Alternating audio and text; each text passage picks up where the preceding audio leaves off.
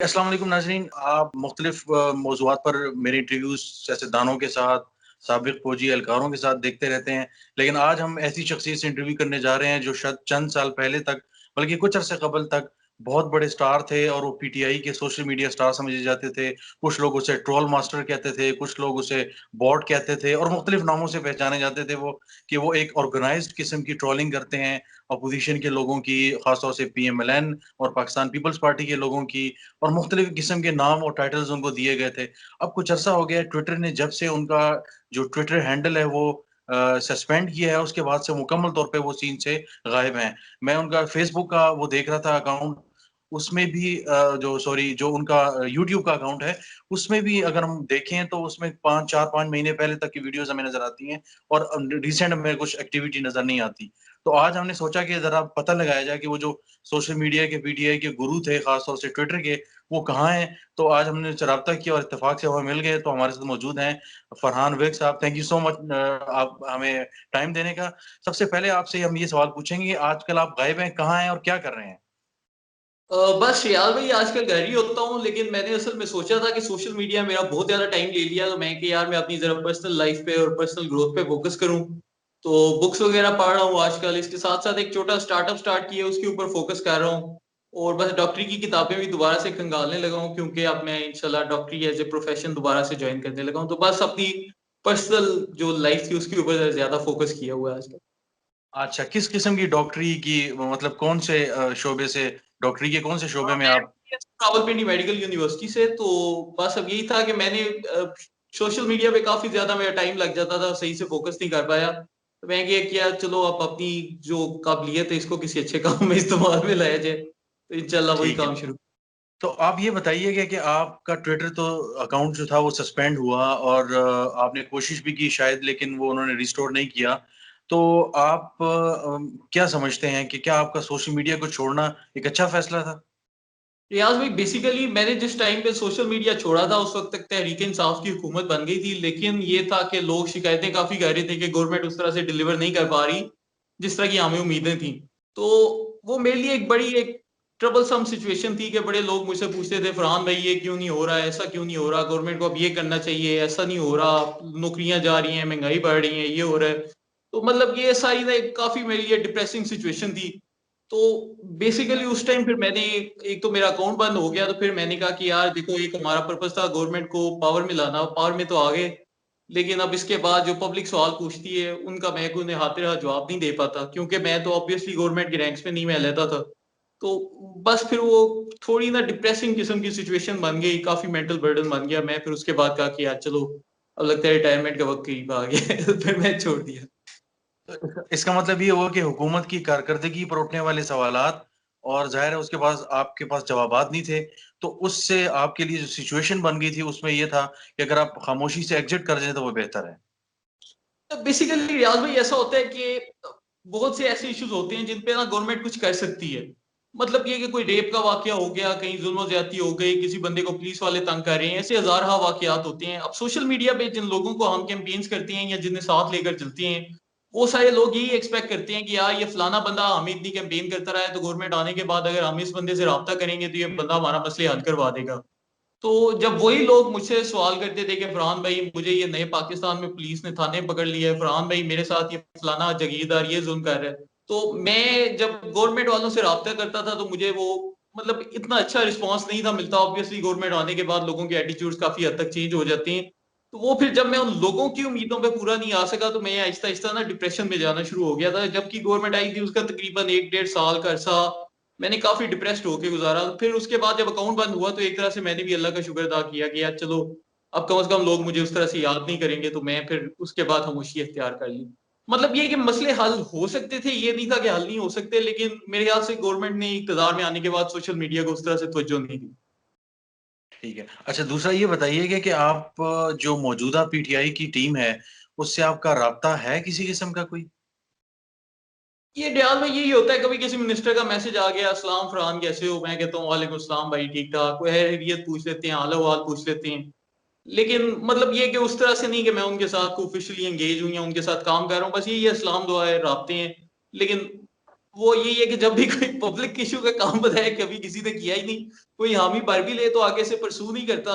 तो मैं मतलब उस सारी सूरत हाल से बड़ा डिप्रेस हूँ कि मतलब एक ही काम करवाने के लिए ना आपको एक ही मिनिस्टर से 6 दफा बात करनी पड़ती है, और फिर परसिस्टेंटली आप लगे रहो लगे रहो लगे रहो, फिर जाके वो किसी बंदे का काम होता है। तो मैं कह रहा था कि यार इतनी एनर्जी नहीं कि मैं एग्जॉस्ट कर जाऊं पूरे का पूरे ही, तो बस एक तरह से ना बस दूर से सलाम वाले ताल्लुक रखा हुआ है। और दूसरा आपने देखा है कि आप अगर सोशल मीडिया से हटे हैं, तो आप जो एक पुश फराहम करते थे, चाहे वो अब वज़ीर लोग बन गए हैं, उस ज़माने में आपके साथ पार्टी के मेंबर्स थे सारे, तो अब शायद फासला बढ़ गया, अब वो उस तरह लिफ्ट नहीं करवाते कि जिस तरह पहले करवाया करते थे। और इक़्तिदार में आ गए हैं ज़ाहिर है, और आपकी भी सोशल मीडिया की एक्टिविटी कम हो गई है। तो आपने ये देखा है कि ये थोड़ा-सा हो गया है, फासले बढ़ गए हैं? रियाज भाई थोड़ा सा ना इसमें ये इशू होता है कि जब ये इक़्तिदार में नहीं ना होते, तो वो खुद आती हैं चल के आपके पास ना, कि यार मैं इस मसले में फँस गया हूँ, मेरी हेल्प करो, मैं मुझे ये हो गया, मेरी हेल्प करो ना, क्योंकि उनके पास ऑब्वियसली पावर नहीं होती। फिर जब पावर आ जाती है तो फिर उनका दिल करता है कि यार ये बंदा ना खुद चल के मेरे पास आए और आके ना मुझसे कोई चीज़ माँगे, या खुद मुझसे आके ना चल के आए तो बात करे। तो मैं बस ज़रा जट आदमी हूँ, तो मेरी गैरत गवारा नहीं करती कि मैं जाके उनके आगे पीछे फिरूँ। तो किसी को मतलब वो तल्ले मिन्नत करके कि जी मेरे साथ ये करें, तो मेरे साथ वो करें, तो मुझसे असल में इस तरह काम नहीं होते। तो बस ये इसी तरह की कुछ मतलब आप कह सकते हैं ईगो इश्यूज़ हो सकते हैं उनके एंड से भी, शायद मेरे एंड से भी। तो इसमें मतलब मेरा भी काफ़ी किरदार है। अच्छा, दूसरा ये बताइए कि आप हुकूमत जो मौजूदा ज़ाहिर है वो आप ही के सारे दोस्त थे, अहबाब थे जो अब हुकूमत में आ गए हैं। तो हुकूमत की कारकर्दगी को आप कैसे देखते हैं? एक एक 2 आपसे पूछूँगा, एक एक आम पाकिस्तानी शहरी के तौर पे कैसे देखते हैं? और एक साबिक पीटीआई के एक्टिविस्ट के तौर पे जो सोशल मीडिया पे भी बहुत एक्टिव था और बहुत ज़्यादा लोगों से टक्कर लेता था, ख़ासतौर से पोज़ीशन से, उनकी ट्रोलिंग भी हो जाती थी, उनके खिलाफ हैशटैग्स भी बन जाते थे। तो अब वो जब हुकूमत में आए हैं, तो आप कैसे देख रहे हैं उनकी कारकर्दगी को? अच्छा रियाल भाई इसको ना ओवरऑल मैं अगर देखूं तो शुरू वाले हमारे 1.5-2 साल तकरीबन बहुत बुरे गुजरे हैं। इसमें मतलब कोई शक की बात नहीं। किसी को समझ नहीं थी क्या करना है, कैसे करना है, क्या हो रहा है। मतलब महंगाई बढ़ती जा रही थी, हमारी एक्सपोर्ट्स तकरीबन कम से कम हो रही थी। बजट का पहले ही हमें इतना ज़्यादा सहारा मिला हुआ था। सारी सूरत-ए-हाल आपकी आँखों के सामने ही है। लेकिन मेरे ख़्याल से वज़ीर-ए-आज़म इमरान खान ने ये ख़ुसूसी तौर पे कोविड के दिनों में ये जो स्मार्ट लॉकडाउन स्ट्रैटेजी की, आहिस्ता-आहिस्ता हमारी इंडस्ट्रीज़ को रिवाइव किया। इससे कम से कम पिछले 3-4 महीने से मुझे लग रहा है कि अब मुल्क दुरुस्त सिमत में जाना शुरू हो गया है। इससे पहले नहीं था, बाद में लोग फिर यही कहेंगे आपको कि जी ये पीटीआई वाले तो कुव्वत का दिफा कर रहे हैं। लेकिन मुझे लगता है कि 4 महीने से वाज़ेह फ़र्क पड़ना शुरू हुआ है। अब आपने वो खबर देखी होगी कि फैसलाबाद में तकरीबन 5 लाख मज़दूरों के लिए नौकरियाँ पैदा हो गई हैं। वहाँ पे इंडस्ट्रियों का पहिया दोबारा से चलने लग पड़ा है। इसी तरह ही हमारे जो सियालकोट में वो एयर सियाल लॉन्च हो रही है, पाकिस्तान में पी फैब्रिकेटेड वो घर बनने शुरू हो गए हुए हैं। तो मतलब मुल्क में उस तरह से काफ़ी ज़्यादा प्रोग्रेस हो रही है। तो अब मैं फ़िलहाल इस वक़्त काफ़ी मुतमईन हूँ पूरी सूरत-ए-हाल से। फरहान साहब, दूसरा ये बताइएगा कि आप पे बड़ा एक इल्ज़ाम लगता था कि आप ट्रोलिंग करते हैं, आप हैशटैग्स बनाते हैं, और अभी भी जब आप थोड़ा-सा फरहान विर्क अगर लिखा जाए, तो सवाल लोग पूछ रहे होते हैं, किधर है फरहान विर्क? वेयर इज़ ही? और बल्कि एक मैं कुछ लोगों को देख रहा था कि वो कह रहे थे कि ट्विटर के जो सीईओ हैं, जैक को कह रहे थे कि फरहान विर्क को वापस लाएँ, he was a real patriotic Pakistani हो रही है वो। और कुछ जगहों पे कहा जा रहा था फलाना गोरे का हवाला दे रहे थे, he is a Pakistani he is American Farhan Virk. तो इस तरह की आपका एक ट्रेंड सा एक बन गया था, हैशटैग भी आपने बनाए, सारा कुछ किया। तो आपने जो सारा कुछ किया, उसपे आपके कभी अफ़सोस होता है कि यार बहुत से लोगों को आपने बड़ा जो है ना इज्तिमाई तौर पे एक किस्म का तंग किया, ट्रेंड्स बनाकर, या आप समझते हैं जो आपने किया वो ठीक किया? नहीं ये रियाज़ भाई आज तक किसी बंदे के साथ ना मैं ये कह सकता हूँ कि ज़्यादती नहीं की। जिसके साथ जो किया वो उतना डिज़र्व करता था। तो अगर मुझसे कभी 1-2 दफ़ा गलती हुई भी, मैंने रऊफ क्लासरा साहब से मेरी 1-2 दफ़ा झगड़े हो गए, मैंने फिर उनसे बाद में माज़रत भी की कि मतलब उनके साथ शायद ना मैं 1-2 दफ़ा ओवर द टॉप चला गया था कि मतलब वो उन्हें लेजेंड ऑफ लिया कहना शुरू कर दिया, वो फिर बड़ा तंग पड़े। खैर बाद में अब उनसे सुलह हो गई है, वो भी इसको एज़ अ मीम एंडोर्स करने लग पड़े हैं।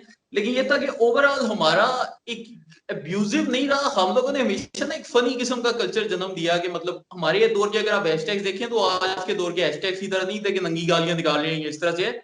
हम लोग काफ़ी फ़नी रख के एक लिमिटेशंस में रख के काम किया करते थे। और फिर ये एक साइबर क्राइम लॉ भी आ गया उन्हीं दिनों में, तो हमने कभी आज तक अल्हम्दुलिल्लाह साइबर क्राइम लॉ को तोड़ा नहीं। उसकी रिस्ट्रिक्शंस के अंदर रह के जितना हम किसी को तंग कर सकते थे उतना ज़रूर किया, लेकिन उससे ज़्यादा नहीं किया।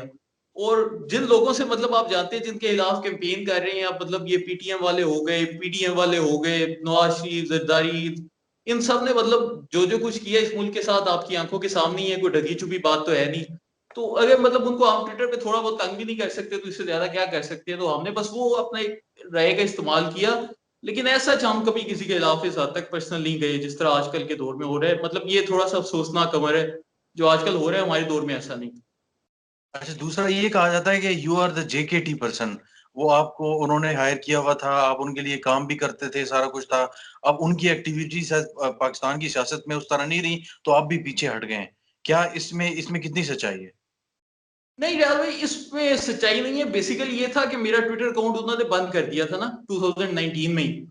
और फिर ये था कि मैंने इस साल 2020 में भी एक अकाउंट बनाया है, तकरीबन महीने में उसके 20,000 फॉलोअर्स हो गए थे, लेकिन वो जैक ने दोबारा सस्पेंड कर दिया। तो अब मतलब एक दफा एक बंदे को 2,90,000 फॉलोअर्स पे डूज लगे, फिर दूसरी डूज उसको 20,000 फॉलोअर्स पे लगे एक महीने के लिए। अब मतलब ऑब्वियसली ट्विटर अकाउंट बनाना कोई आसान काम तो नहीं ना, आपको सुबह शाम ट्वीट्स करनी पड़ती हैं, इंटरेक्ट करना पड़ता है, फिर फॉलोअर्स आते हैं, फिर आपको ख्याल रखना पड़ता है मैं कौन सा कंटेंट दे रहा हूँ। अब आप पूरा महीना लगाओ और जैक वो इस तरह चुटकी बजा के आपका अकाउंट बंद कर दे, तो फिर वो एक स्टेज आती है कि बंदे की थोड़ी हिम्मत टूट जाती है। आने का मेरा अभी भी बड़ा दिल करते हैं। अभी कल ही मैं देख रहा था वो सभा चैनल के एक शो में एक एंकर साहब मतलब मेरे बारे में गलत बयानियां कर रहे थे, हालांकि मुझे अभी ट्विटर छोड़े हुए साल हो गया, तो मेरा दिल बड़ा करता है कि मैं आके जरा सबको जवाब दूं। और इसमें मतलब वो किसी पर्सनैलिटी का नहीं, बेसिकली इसमें ट्विटर की रिस्ट्रिक्शन है कि वो जैक जोन्स है ना, वो मुझे बिल्कुल बर्दाश्त नहीं कर पा रहा। तो ट्विटर वालों के लिए बहुत ज्यादा इश्यूज बन गए हुए थे। बेसिकली ये जो आजकल आया है ना, यूरोपियन यूनियन का पूरा नेटवर्क पकड़ा गया है। मुझे लगता है कि यही नेटवर्क पाकिस्तानियों के ट्विटर अकाउंट सस्पेंड करवाने में मुलविस रहा है, और इनके पूरे लिंक्स हैं ट्विटर इंतजामिया तक, और ये वहां पर पाकिस्तानियों की बकायदा शिकायतें करते हैं। क्योंकि मेरा जो नया अकाउंट बंद किया गया था उस पर ट्विटर वालों ने मुझे बताया था कि हमने आपको पुराने अकाउंट पे परमानेंट बैन किया है, इसलिए अगर आप नया अकाउंट बनाएंगे हम आपको फिर से बैन कर देंगे। तो जब इतनी स्ट्रांग वार्निंग हो तो फिर बंदा बार बार वापस आके क्यों अपनी एनर्जी एग्जॉस्ट करे। और मतलब ये वार्निंग इस हद तक है कि अगर मैं किसी फेक नाम से भी आता हूँ, लेकिन कल को मैं ऑब्वियसली अपनी को फोटो लगाता हूँ या कोई वीडियो बनाता हूँ, तो ट्विटर वालों को जब कोई शिकायत करेगा कि जी ये बंदा है ये दोबारा से आ गया, तो वो फिर से बंद कर देंगे। तो इसका कोई मसले का मुझे हल नजर नहीं आ रहा, इसलिए मैं नहीं आ रहा। मुझे क्योंकि समझ नहीं आती कि यार मैं कैसे इसको तोड़ूं। ट्विटर वालों को ईमेल्स कर करके मैं थक गया हूँ। हमारे एनआईटीबी ने राब्ता किया, आईएसपीआर की तरफ से ईमेल्स गई, सब कुछ किया, लेकिन वो मतलब नहीं सुनते बिल्कुल भी। वो बिल्कुल इंडियन लॉबी के अंडर कंट्रोल होकर काम कर। अच्छा, आखिरी सवाल आपसे ये पूछेंगे कि फरहान, अगर आपको दोबारा मौका मिलता है मुकम्मल तौर पे, जैसे 1 साल पहले या म आपके अकाउंट सस्पेंड होने से पहले आपकी जो सारी एक्टिविटीज़ थी, सारा कुछ थी, और आपको एक सपोर्टिंग फाइनेंशियल सपोर्ट भी मिल जाए, चाहे वो पीटीआई या ज़ाहिर है जिसके साथ आपकी नज़रियाती वो हो, दोबारा आप आना चाहेंगे और अपनी एक्टिविटीज़ उसी तरह स्टार्ट करना चाहेंगे, या मुकम्मल तौर पे अब आपका दिल बुझ गया है? रियाज भाई, ये कि एक बड़ा चार्म होता है वापस आने का ना, बंदे को लगता है यार मेरे हाथ में एक पावर है, मैं लोगों के मसले मसाइल हल कर सकता हूँ। और मुझे याद है कि मैं जब तक था तब तक बेशुमार लोगों के मसले मसाइल हमने हल किए। कल मुझे बल्कि एक वीडियो एक नजर आई, ये इनकी मुहतरमा शीरी मजारी की मिनिस्ट्री की एक लड़की बेचारी उधर इंसाफ मांगने गई, उसके घर वाले 3 कत्ल किए गए थे, और वो उसको मिनिस्ट्री वालों ने धक्के दे के निकाल दिया। तो ऑब्वियसली जब ऐसी चीजें देखता हूँ तो मुझे काफी अफसोस होता है कि यार मैं ट्विटर के ऊपर होता तो मैं इस वीडियो को पूरा बात का बतंगड़ बना के मैडम मजारी से एक्शन करवाता। और मतलब नून लीग का भी दौर था, मुझे याद है उनके बड़े मिनिस्टर्स वगैरह थे, तो जब हम सोशल मीडिया पे इशू उठाते थे उनके मिनिस्टर्स बकायदा तौर पे एक्शन लेते थे।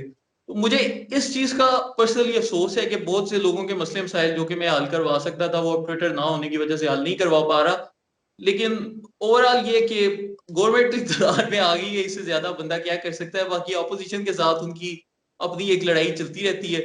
तो हमें तो ये था कि उस वक्त जी हमने एक स्टेटस को तोड़ना था कि जी 2 ही पार्टियां बार बार मुल्की तारीख में बारियां बदल बदल के आ रही हैं। तो जब मेरे ख्याल से एक स्टेटस को हमने तोड़ दिया, एक तीसरी कुवत जो सी है ऊपर के आ गई, उसके बाद उस तरह से हमारे एक्टिविज्म वाला रोल काफी हद तक खत्म हो गया था। अब ये मिनिस्टरों के ऊपर है कि वो परफॉर्मेंस कैसी करते हैं, अब ये हमारे ऊपर नहीं कि हम उनकी परफॉर्मेंस बेहतर करवाएं। चलें, फरहान साहब, बहुत-बहुत शुक्रिया आपका, और आपसे आइंदा भी गपशप होती रही। बहुत शुक्रिया यार भाई। Thank you. थैंक